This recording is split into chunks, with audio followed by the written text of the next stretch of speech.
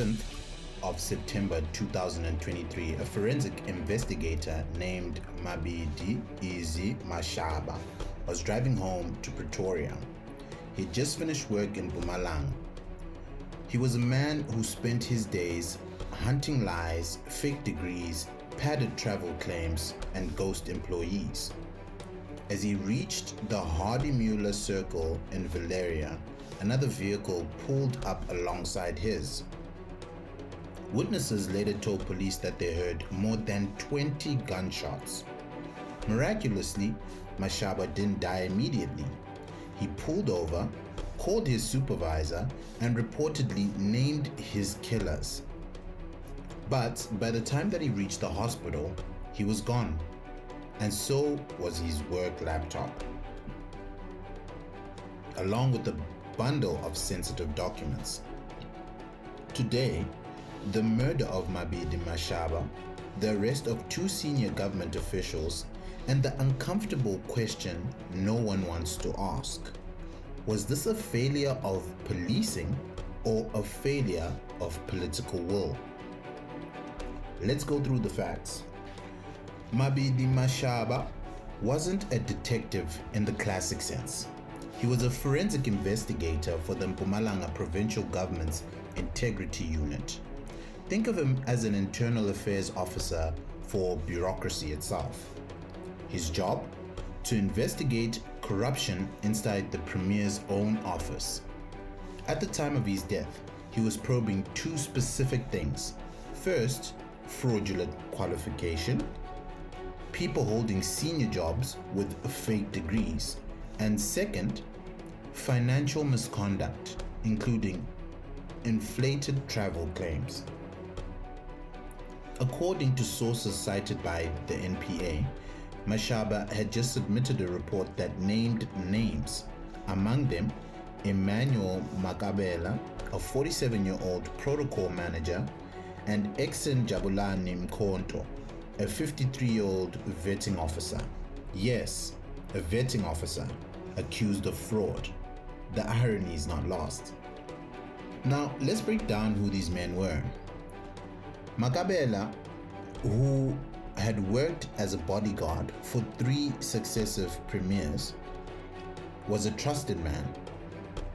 But Mashaba's investigation allegedly found that Makhabela submitted fake qualifications in protocol management and human rights, claiming they were from the University of the Northwest. When the university was contacted, no such course existed. Eckson Mkhonto was a vetting officer, meaning his job was to check other people's backgrounds. But according to Mashaba's report, Mkhonto had been manipulating travel invoices, inflating distances to pocket extra cash from the province. Here's the critical fact. Mashaba's report was submitted to the provincial departments of Public Works and Health, and to the then Premier Refilwe Ntweni Tsipane. But for nearly 3 years, from September 2023 until the arrests in May 2026, nothing happened. No suspensions, no disciplinary hearings. Mashaba was dead, and his report was apparently sitting in a drawer. The police say the delay was due to a complex investigation, but colleagues of Mashaba told local media that previous investigators had already resigned from the same case, fearing for their life. Mashaba took it over anyway, and he was killed. Now let's take a look at the night of the murder. 20 plus shots were fired on a public road in Pretoria. That's not a quiet assassination. That's a full-scale message. It suggests either rage, incompetence, or a deliberate overkill to send a message. Mashaba was able to call his supervisor and name Makhabela and Mkhonto. That's a powerful dying declaration evidence.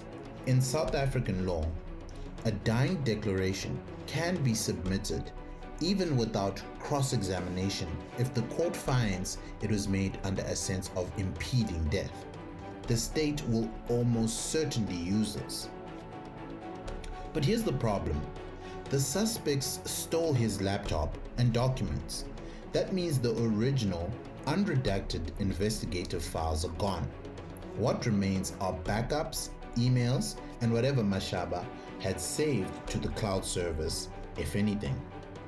The NPA says that they have enough, but a defense lawyer will argue chain of custody. How do we know the report we have today is exactly what Mashaba submitted? That's the real vulnerability. Fast forward to May 2026.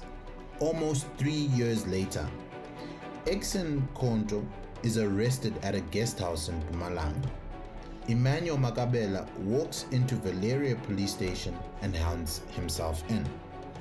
Both are charged with premeditated murder, conspiracy to commit murder, possession of an unlicensed firearm, and possession of ammunition. They appeared separately in the Pretoria Magistrates Court. The proceedings were brief, and the formal bail application is set for the 4th of June 2026. Now let's be critical here. Premeditated murder means that the state believed they planned this. Conspiracy suggests there may be others. Maybe the 3 unnamed officials Mashaba's report also implicated.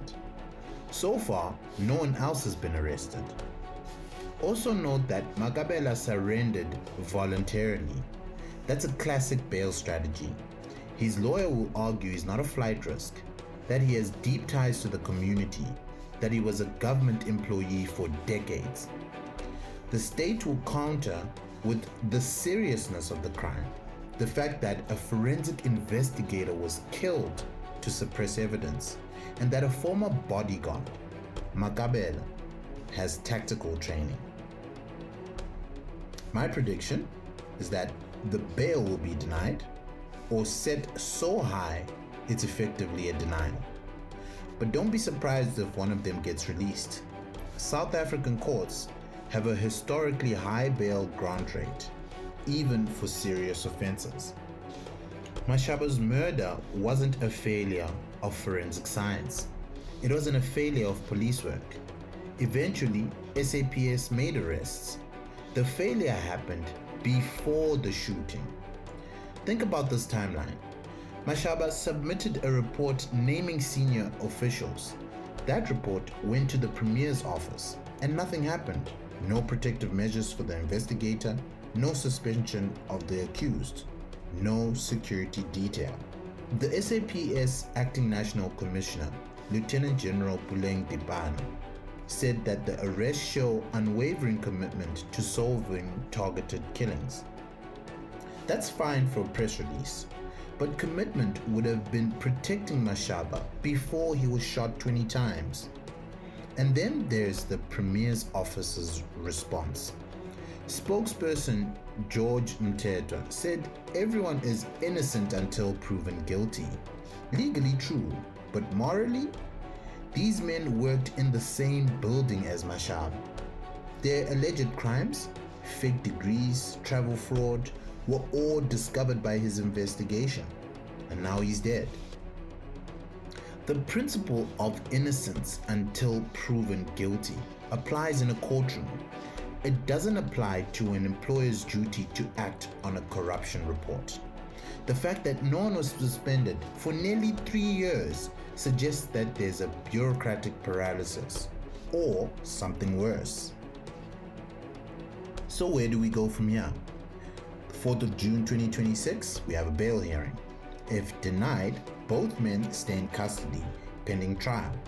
That trial, if it happens, will be a landmark. It's rare for a senior government official to face the premeditated murder charges for killing an internal investigator. The state will need to prove 3 things. Number 1, that Makhabela and Mkhonto were the shooters, ballistics, witnesses, and the dying declaration. All of these will be crucial. Number 2, that they stole the laptop and the documents, implying the forensic tracking, the cell tower data, etc. Number 3, that the motive was to suppress Mashaba's corruption report. Circumstantial but powerful. The defense will attack the dying declaration, arguing Mashaba was in shock, mistaken, or that it's hearsay. They'll also argue that without the original laptop, the corruption report's contents are unverified. But here's the wild card. If one of them flips, conspiracy charges mean that there are at least two people.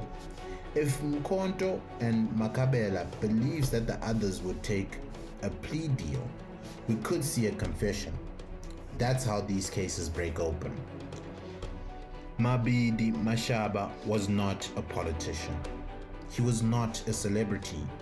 He was a forensic accountant type, a man who followed paper trails. And he was killed because someone was afraid that he might find something on a laptop. That should terrify every whistleblower in South Africa's public service, because the message, whether intended or not, is this: if you investigate corruption in the Premier's office, you might not live to see the report read aloud. The rest are good news. They show that the SAPS and the NPA can move when they have to. But the real test isn't the trial. The real test is whether the Mpumalanga government will finally release Mashaba's report. Will they name the other three officials? Will they suspend anyone? Will they reform the integrity unit so that it is actually protection? Or will they wait for the court to do their job for them? We'll be watching on the 4th of June. Mabidi Mashaba identified his killers with his last breaths. That's courage. Now it's time for the system to show some of its own. This episode was based on the public statements from the SAPS, the NPA, and court records. If you have any information about this case, contact the Tshwane District Organized Crime Investigation Unit.